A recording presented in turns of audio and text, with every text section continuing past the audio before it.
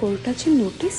सत्यजित मुधोळकरांनी गरीब शेतकऱ्यांच्या शेत जमिनी बेकायदेशीरपणे बळकावल्यात त्याबद्दलची नोटीस आहे ही.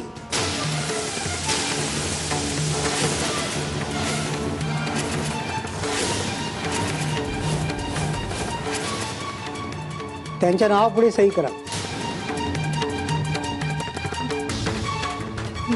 करते.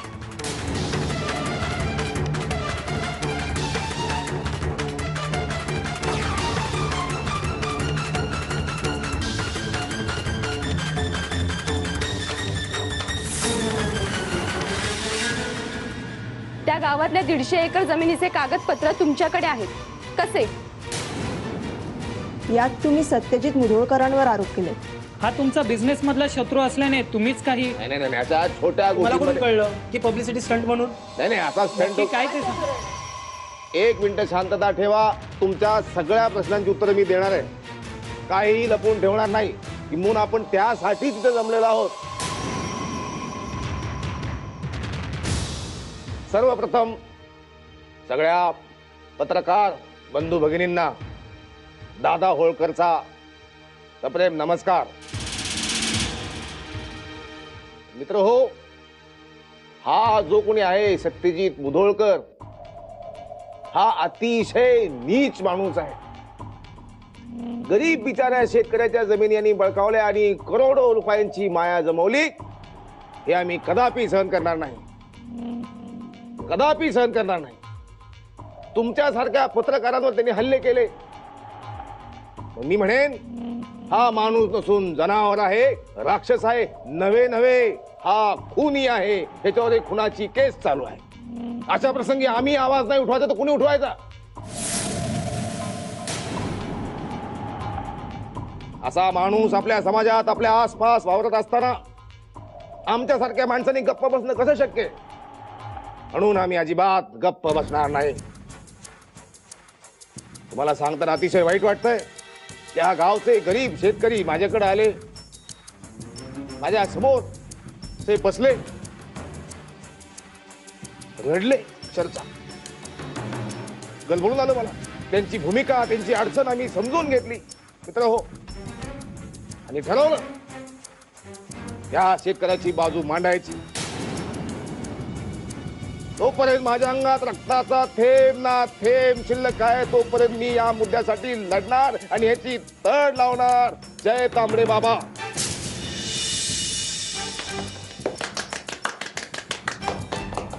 तुम्ही हे सगळं सांगताय, त्या जमिनी त्यांनी बेकायदेशीरपणे बळकावल्यात, त्याचा पुरावा तुमच्याकडे आहे. मग तो पुरावा कुठे? एक नंबर उत्तम प्रश्न. अशा प्रश्नांची आणि अशा पत्रकारांची गरज आहे या देशाला. तुम्ही उगीच दाढी नाही वाढवली, तुम्ही सच्चे पत्रकार वाटता. दादा होळकरचा फालतू पोपटपंचीवर विश्वास नाही. नव्हे ते तसं करतच नाही. म्हणून पुरावे म्हणून हे कागद, या हार्ड कॉपीज मी तुमच्यासाठी आणलेल्या आहेत. हो, पुरावे इकडे. त्या बाई बघा कसं मनापासून शूट करतात.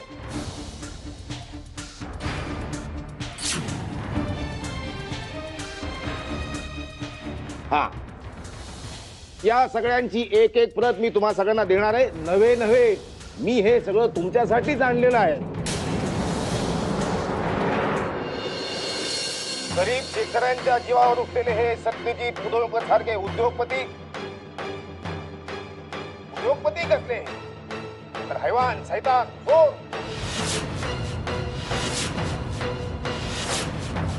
खुनी, दरोडेखोर म्हणेन मी.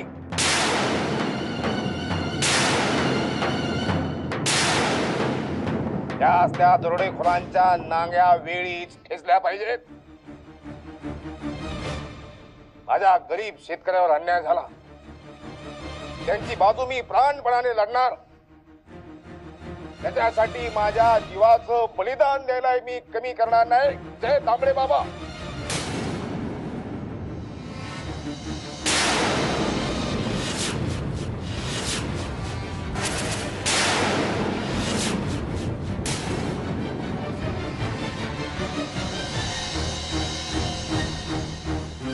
विहंग, हे सगळं काय आहे? प्रिया, मलाही कळत नाही आहे या सगळ्यात नक्की काय रिॲक्ट व्हावं ते. पण मग हे जे आरोप त्याच्यावर केलेत त्याचा काय परिणाम होणार आहे? म्हणजे त्याला जर कळलं तर आपण... अगं प्रिया, जरा तरी वेळ दे. परिस्थिती एवढी अवघड आहे की त्याच्यावर नेमका काय आणि कसा मार्ग काढायचा यासाठी विचार करायला थोडा तरी वेळ हवा ना. पण मी काय म्हणते, हा दादा होळकर जे काही बोलतोय ते सगळं खोटं आहे ना. मग आपल्याला घाबरण्याची काय गरज आहे? नाही वहिनी, म्हणजे हा दादा होळकर जे काही बोलतोय ते सगळंच खोटं आहे असंही नाही.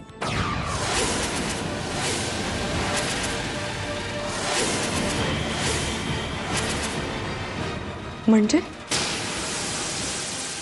वहिनी प्लीज. विहंग, प्लीज सांगशील नेमकं काय प्रकरण आहे? प्रिया प्लीज, तुला तरी कळायला हवं. आता बिझनेस एवढा मोठा आहे म्हटल्यावर काही व्यवहार उलटसुलट करावे लागतात.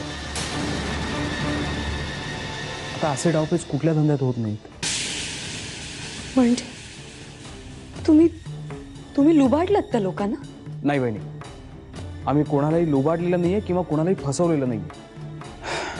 आता व्यवसाय म्हटल्यावर काही गोष्टी कायद्याच्या चौकटीच्या बाहेर राहून करावे लागतात. काही वेळा नियम मोडले जातात. हो, आणि आपण नियम मोडलेत पण ते फार किरकोळ आहेत. पण मला खरं टेन्शन आहे ते त्या जमिनीच्या पेपर्सबद्दल. ते जमिनीचे पेपर्स ऑफिसच्या लॉकरमध्ये सेफ असताना सुद्धा ते दादा होळकर पर्यंत कसे पोहोचले याचा शोध घ्यायला हवाय.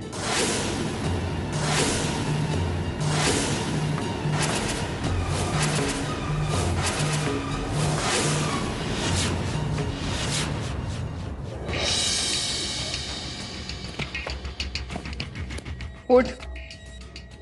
कुणाच्याही रूम मध्ये येताना नॉक करून यावं, एवढी साधी अक्कल नाही का ग दिली देवानी तुला? ही अक्कल तुझ्याकडनं विकत घ्यायला नाही आली इकडे. ती तशी विकत घेताही येत नाही प्रिया, मुळात असावी लागते. ए फालतू बडबड नकोय. नेत्रा, मला सांग, दादा होळकरांकडे जमिनीचे पेपर्स कसे गेले?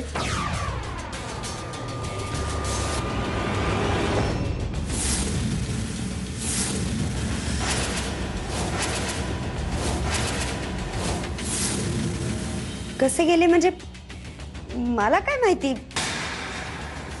आणि कुठल्या पेपर्स बद्दल बोलतीयस तू? प्रिया, हे अति होतंय. काही झालं तरी तू येऊन माझ्यावरतीच संशय घेतेस. काय अति होतंय आणि काय नाही हे मी ठरवीन. तू आधी माझ्या प्रश्नाचं उत्तर दे. वेड लागलाय का तुला? माझा काय संबंध त्या दादा होळकरशी? हे बघ, डोकं ठिकाणावर नाहीये तुझं. स्वतः घरात सारखी काहीतरी कट कारस्थानं करत बसायचं आणि मग बाकीच्यांकडे त्याच नजरेने बघायचं. कोणाला कुठल्या नजरेने बघायचं नाही मला चांगलंच कळतंय. आणि तुला सुद्धा मी चांगलीच ओळखून आहे नेत्रा. त्यामुळे मला नीट सांग की जमिनीचे पेपर्स दादा... हे बघ, ती काही ब्रह्मदेव नाहीये. पाठीला डोळे नाहीयेत माझ्या. मला कसं कळेल काय झालंय ते? तू ज्या दिवशीपासून ऑफिसला गेलेस ना त्या दिवशीपासून मला माहिती आहे काहीतरी घोळ नक्की होणार आहे.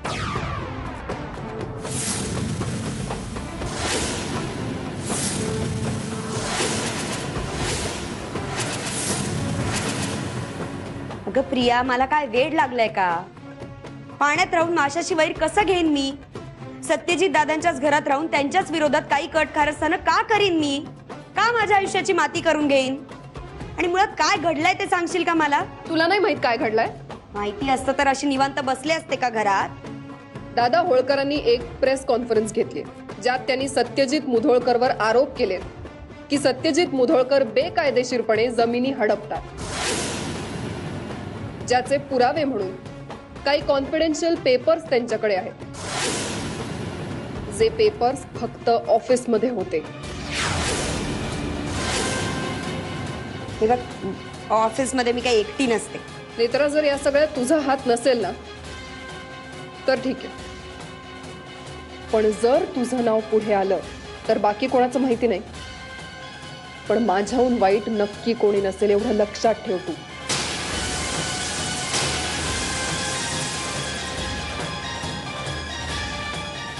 प्रिया, बरीच पोट तिडकीनं बोलतेस की ग.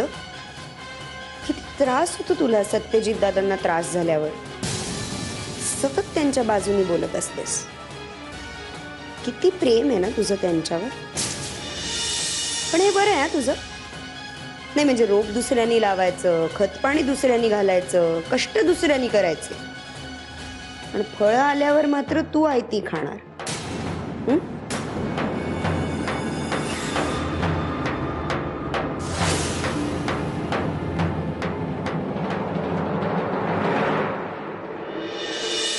अशा चुका करून कसं चालेल मधुरा?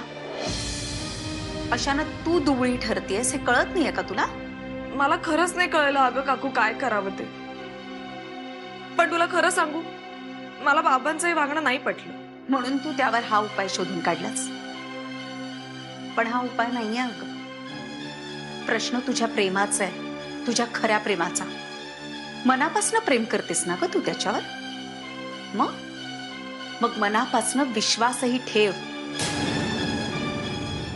विश्वासाचा पाया हा भक्कम असायला हवा. मला कळतंय ग, पण नाही मधुरा, तुला कळत नाहीये. तू जे काही केलंस ना त्यातनं तू विहंगाला दुबळं ठरवतेस.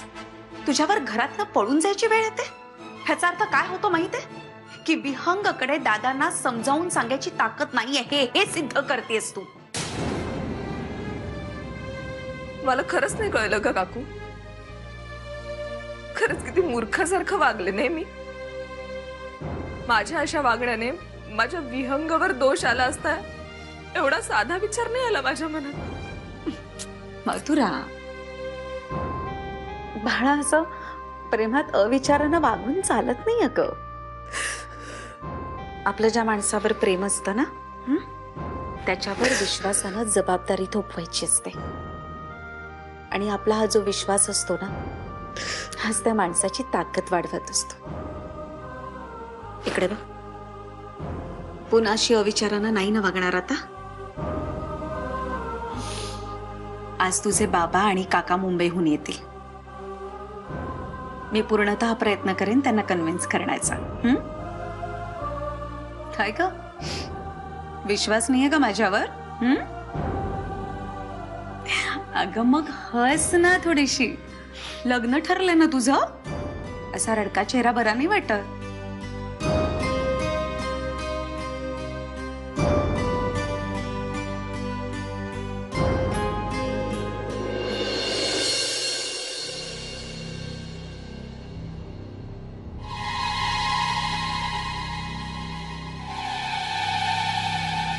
प्रिया,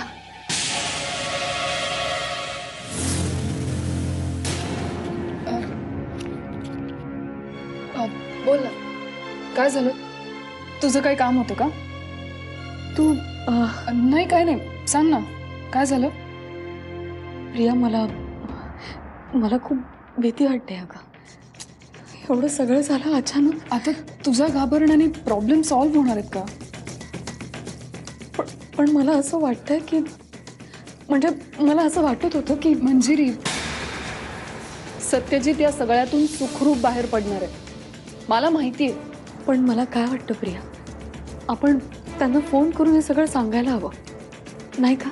कशाला? तो तिथे बसून काय करणार आहे? अगं, आता एवढं सगळं घडलंय म्हटल्यावर त्यांना कळायला नको का? काही गरज नाहीये.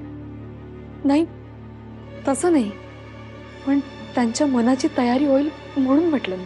मनाची तयारी? तो सत्यजित आहे. त्यांनी असे कितीतरी घाव पचवले आणि यातूनही तो नक्की मार्ग काढेल. पण यातलं सगळं आत्ता त्याला अजिबात कळता कामा नये. मला कळत नाहीये प्रिया, तू नाही का म्हणतेस? कारण तो तिकडे ट्रीटमेंटसाठी गेला. त्याला हे सगळं कळलं तर तो ती अर्धवट सोडून इकडे निघून येईल. नाही नाही, असं नाही होणार. म्हणजे आपण त्यांच्याशी बोललो ना तर ऐकतील ना ते. पण तू का उगीच स्वतःच्या पायावर कुऱ्हाड मारून घेतेस? म्हणजे आधीच तुझ्यामुळे काय कमी मनस्ताप झालाय का? आता परत तू हे सांगायला फोन केल्यावर त्याला आणखी त्रास होणार. कशाला? का त्याच्या ट्रीटमेंटमध्ये अडथळा आणतेस? मी प्रिया मी त्यांच्या ट्रीटमेंटमध्ये अडथळा कसा आणीन? उलट मलाही वाटतं त्यांनी पूर्वीसारखं स्वतःच्या पायावर उभं राहावं. आणि मी तू गैरसमज करून घेतेस. मुळात मुद्दा तो नाहीच आहे मंजिरी. हे बघ प्रिया, तू जर त्यांना सांगणार नसशील तर मी स्वतः त्यांना फोन करून सांगते सगळं.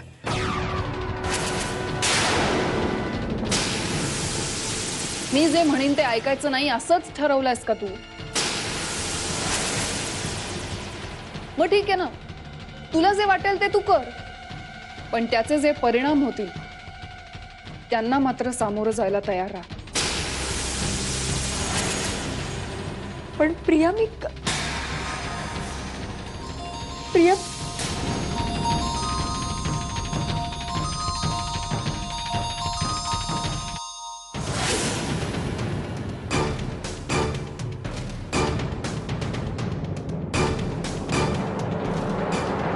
तुम्हारी शरण में तांबड़े बाबा मेरे बाबा. काहीचा फोन आला. आता तुमचीच आठवण काढत होतो. मनी वसे ते चित्ती दिसे, चित्त चोर आहात तुम्ही. दादा काय चाललंय हे? काय झालंय? अहो तांबडे बाबाचं दर्शन घेत होतो. ई दर्शन. त्याच्याबद्दल नाही बोलत आहे मी तुम्हाला ते पेपर जाणून दिले तर त्याच तुम्ही हे काय केलं? बघा आता आम्ही काय केलं तुम्ही पाहिलं नाही का? अहो गावभर बोबाटान कानात फुपाटा अशी करते तुमची. तुम्ही बघा तर खरं आम्ही काय काय केले आणि कसे दिसतोय आम्ही. हा एकदम फोटो तेच. दादा हो, एवढा मोठा कट कसा काय शिजवलात तुम्ही? काय ताई काय बोलताय तुम्ही? आम्ही कोण कट शिजवणार आहे? अहो कट शिजतो वरती, घटना घडतात खालती. आपण फक्त आदेश पाळायचे, तांबडे बाबांचे आदेश. दादा हो, पण हे सगळं तुम्ही मला सांगायला हवं होतं ना आधी. Am you were scaring of me. आवाज वाढवायचं काम नाही ताई. मला काय इमान खेळायला कागद नव्हते म्हणून तुमच्याकडून मागवले. ताई त्या कागदाचा जिथं उपयोग होता ना तिथं ते पोचले. तांबडे बाबांची कृपा आहे. I am happy. You are not happy. Dadasaheb, ह्या सगळ्या प्रकरणात जर माझं नाव मध्ये आलं ना, काय सांगू तुम्हाला, इथे ऑलरेडी माझ्यावरती संशय घेणं चालू पण झालंय. नाही तुम्ही शांतीने घ्या ताई, काळजी करू नका. एकदम शांतीने. तुम्ही काय करा, एकदा माझ्याकडे या. आपण तांबडे बाबांच्या चिंतन शिबिराला जाऊ. तिथं मी तुम्हाला भरपूर शांतीची गीतं देतो. तुम्हाला बरं वाटेल, शांत वाटेल. पण आता पुरतं एक गीत तुम्हाला माझ्या पाठीमागं म्हणा जमल्या. तुम्हारी शरण में तांबडे बाबा. पुढे हरकत आहे. मेरे बाबा तांबडे बाबा. तांबडे गरज करो.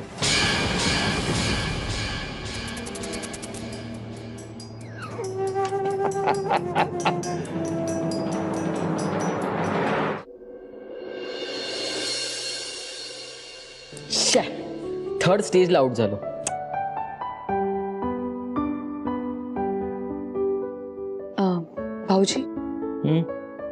भाऊजी मला जरा बोलायचं होतं. बोला ना. नाही म्हणजे काही काम आहे का? नाही काही काम असेल तर उद्या सकाळी करतो. अहो नाही काम असं नाहीये. फक्त यांना चेन्नईला फोन लावायचा होता. हो लावा ना, माझी काय परमिशन? अहो नाही तसं नाही, मी फोन लावला असता पण आई माझ्यावर रागावतील म्हणून तुम्ही लावून द्याल का प्लीज? अच्छा सोपं काम आहे, आत्ता बोलू. पण बहिणी फोन करून बोलायचं काय? त्यांची चौकशी करायची होती हो मला. आणि इथली सगळी परिस्थिती त्यांच्या कानावर घालायची होती. काय की असं नको व्हायला, खूप उशीर झाला आणि परिस्थिती अवघड होऊन बसली, म्हणून मग. असं म्हणजे आत्ता बोलतो.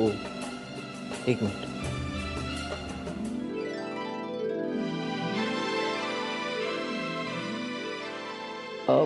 काय झालं?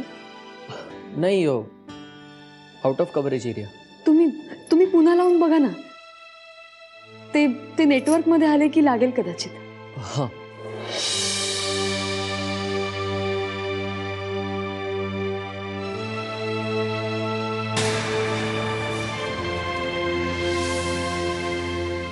काय झालं? शे. तुम्ही लावता का फोन? मी पटकन दिवा लावून येते तुळशीपाशी. हा, हो तसं पण चालेल. आलेच.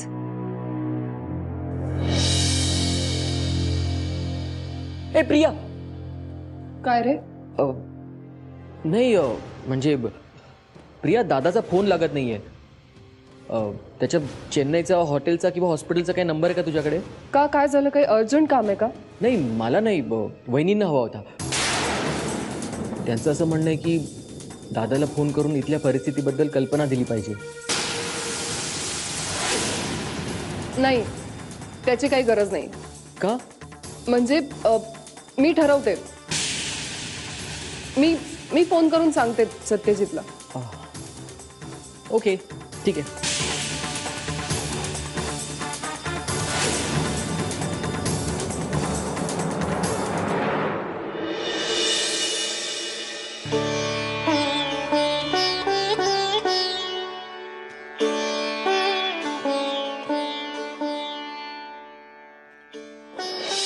मंजिरी, एक मिनिट. तुझा प्रॉब्लेम काय आहे?